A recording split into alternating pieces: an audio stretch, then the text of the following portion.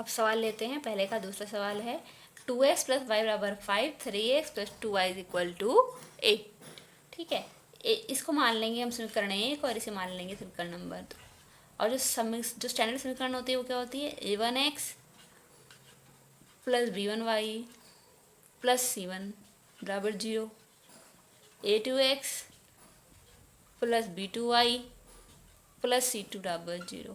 तो इस समीकरण को देख के क्या समझ में आता है, ये समझ में आता है कि सारे मान एक तरफ रखे गए हैं और इक्वल टू 0 के बराबर किया गया है। तो यहाँ पे क्या है, यहाँ पे 2x प्लस वाई तो है, लेकिन 5 बराबर की दूसरी साइड में है। तो 5 को जब हम इधर लेके आएंगे तो -5 हो जाएगा, ऐसे 8 को जब इधर लेके आएंगे -8 हो जाएगा, और यहाँ 0 हो जाएगा, और यहाँ भी 0 हो जाएगा।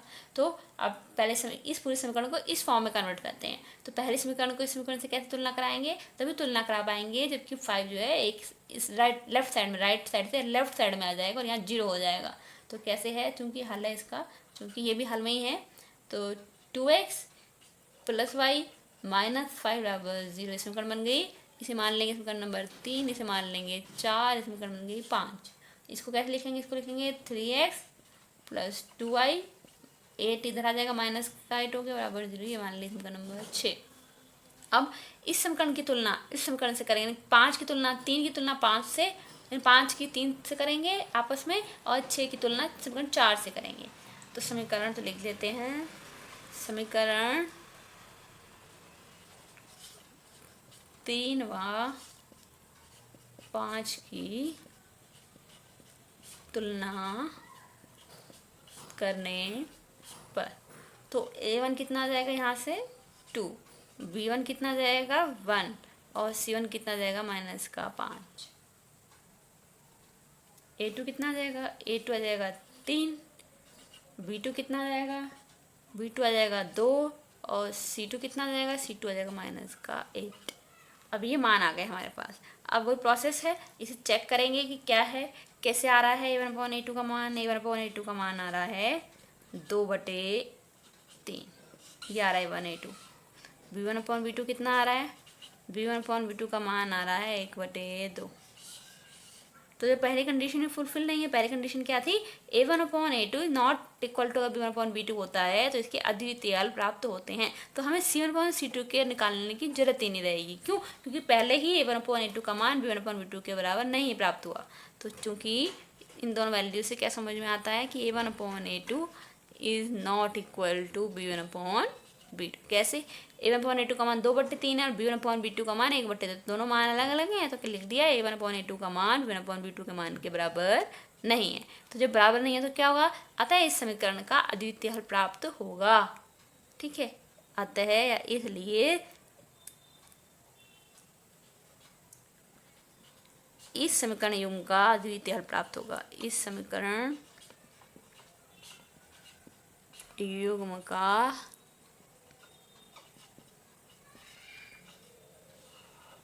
अद्वितीय हल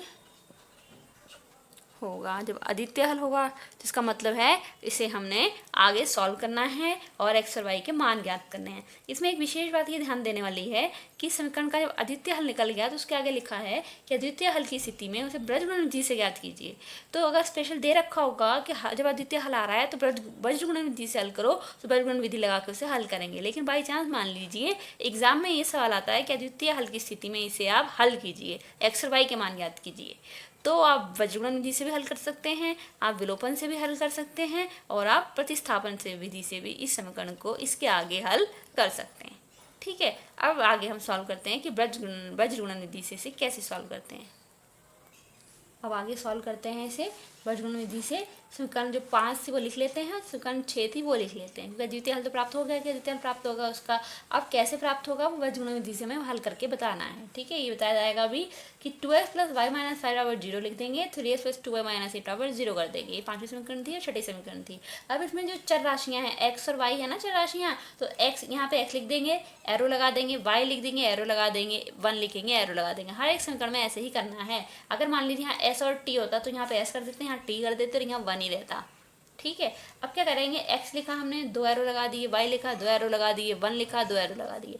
अब यहाँ पे हमने मान रखने हैं, तो कैसे रखेंगे, देखिए x एक्स लिखा है यहाँ पे। अब इसे हम ढक लेंगे, इस समीकरण को हम ढक लेंगे, क्या क्या बचेगा, एक्स, यहाँ एक्स है तो एक्स कंसीडर नहीं करेंगे, एक्स को ढक लेंगे।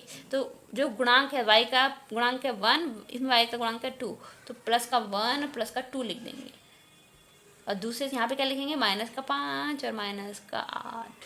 अब वाई है तो वाई को ढक लेंगे, अब वाई है तो वाई को ऐसे ढक लेंगे, तो क्या आएगा, 5 और 8 तो लिख चुके हैं, माइनस का 5 माइनस का 8 तो लिख चुके हैं, ये तो लिख चुके हैं हम। यहाँ पे क्या आ जाएगा, 2 और 3, फिर 1 है तो एक कांस्टेंट वैल्यू, इस वैल्यू को ढक लेंगे, -5 और 8 को। जो -5 और 8 को ऐसे हम ढक लेंगे, यहाँ पे ढक लेंगे, तो क्या बचेगा, ये बचेगा 2 और 3, 1 और 2 और 3 पहले से लिखा हुआ है, क्या बचा है 1 और 2, वाई के आगे 1 है और दूसरे समीकरण वाई के आगे कितना है 2। एक बार फिर से समझते हैं, यहाँ पे x लिखेंगे 2 एरो लगा देंगे, यहाँ पे y लिखेंगे 2 एरो लगा देंगे, यहाँ पे 1 लिखेंगे 2 एरो लगा देंगे। अब क्या है कि जो यहाँ पे चर राशि है उसके मान को उसको हम ढक लेते हैं, और उसके अलावा जो बाकी 2 वैल्यू बचती हैं उनको हम पहले इसको यहाँ लिख देंगे, ये हट जाएगा, y के आगे 1 है 1 लिख दिया, y के आगे प्लस का 2 है प्लस का 2 लिख दिया। यहाँ पे क्या लिखना है, यहाँ पे लिखना है -5 माइनस का 8, पूरा हो गया ये। अब y जब y लिखा है तो y की वैल्यू को इसको ढक लेंगे, y की वैल्यू को इसको ढक लेंगे, क्या बचेगा, y को ढक लिया, 5 -5 और -8 पहले से यहाँ लिखा हुआ है, तो -5 -8 रहने देंगे, क्या बचता है 2 और 3, तो यहाँ लिख देंगे 2 और 3। अब 1 के लिए क्या करना है, 1 के लिए कॉन्स्टेंट वैल्यू ढक लेंगे, क्या बचते हैं, ये दोनों मान बचते हैं x और y के, क्या लिख चुके हैं पहले, 2 और 3 पहले ही लिख चुके हैं, ये हम पहले ही लिख चुके हैं 2 और 3, क्या बचा है 1 और 2 प्लस का, यानी 1 और 2। अब क्या करेंगे, अब ये x यहाँ लिखा अपॉन करा, अब यहाँ पे एरो लगाएंगे, इसके एरो यहाँ पे लगाएंगे, यानी ये ध्यान रखना है आपने, इसकी इससे गुणा करेंगे, 1 की -8 से गुणा करेंगे, 1 की -8 से गुणा की, इसकी इससे गुणा की और माइनस का चिन्ह लगाया और इन दोनों के आपस में गुणा की। ये ध्यान रखना है आपने, एरो यहाँ और यहाँ है, यहाँ और यहाँ, ऐसे यहाँ और यहाँ, यहाँ और यहाँ। तो 1 की 8 -8 में गुणा की, माइनस लगाया, 2 की -5 में गुणा का निशान चाहे तो गुणा का निशान लगा सकते हैं, नहीं तो अंडरस्टूड है कि गुणा ही हो रही है। अब लिखेंगे y में क्या करेंगे, -5 की 3 में गुणा करेंगे, -5 गुणा 3, -5 की 3 में गुणा की, माइनस लगाया, -8 की 2 में गुणा की, -8 की 2 में गुणा की, बराबर 1 लिखा, इसकी इसमें गुणा की, 2 की 2 में गुणा की, माइनस लगाया, 3 की 1 में गुणा की, 3 की 1 में गुणा की। अब क्या करेंगे, अब करेंगे x नहीं रखा बटे 1 की -8 में गुणा की, -8 आएगा, माइनस का चिन्ह है, 5 दूनी 10 और माइनस का चिन्ह, तो माइनस का 10, ठीक है, बराबर y -5 की 3 में गुणा की, माइनस का 15, माइनस का चिन्ह 8 की 2 में, -8 की 2 में गुणा की तो माइनस का 16, बराबर 1 बटे 2 की 2 में गुणा की 4 -3 एकम 3। अब और आगे सॉल्व करेंगे, x ही रहने देंगे बटे -8 ऐसे ही, माइनस माइनस प्लस हो जाएगा, ब्रैकेट खोल रहे हैं हम, 10 आ जाएगा यहाँ पर, y रखा, 5 -15 है, माइनस माइनस प्लस 16, बराबर 1 बटे 4 -3। अब यहाँ कर देते हैं इसे, x बटे अब कितना होगा, 10 में से 8 जाएगा, 1 + 1 माइनस है तो क्या होगा, 1 + 1 माइनस तो घट जाएगा, बड़ी संख्या का चिन्ह लग जाएगा, तो प्लस का 2, यानी x बटे में 2 बराबर y 16 में से 15 जाएंगे, 1 + 1 माइनस से घट जाएगा, 16 में से 15 जाएगा 1, बड़ी संख्या का चिन्ह, यानी y बटे +1, +1 चाहे तो लिखें, प्लस को चाहे तो लिखें, अदरवाइज रहने दें, बराबर 1/4 में से 3 घटाएंगे तो 1 आएगा, तो इसको हटा सकते हैं माइनस प्लस के चिन्ह को, माइनस तो नहीं हटाते, प्लस तो हटाया जा सकता है। अब इसको 1 मान लेंगे, इस पूरे को 2 मान लेंगे, इसको 3 मान लेंगे। अब